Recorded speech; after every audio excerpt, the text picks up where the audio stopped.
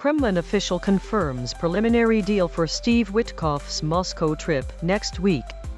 In a surprising development that could reshape the stalled Ukraine-Russia peace process, Yury Ushakov, the Kremlin's senior foreign policy aide, announced a preliminary arrangement for U.S. envoy Steve Witkoff, possibly accompanied by former senior advisor Jared Kushner, to travel to Moscow next week.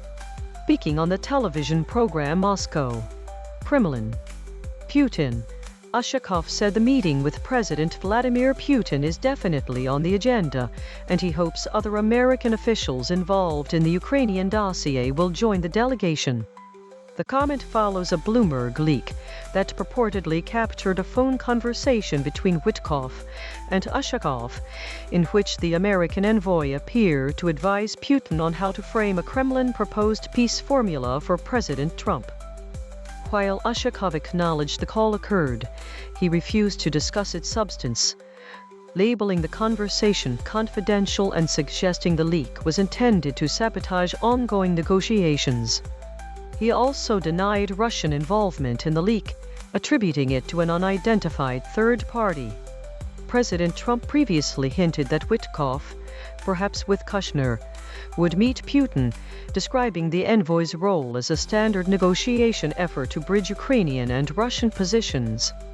Over the weekend, senior officials from the United States, Europe, and Ukraine gathered in Geneva to debate a controversial U.S.-backed peace blueprint that critics say could force Ukraine into a capitulation.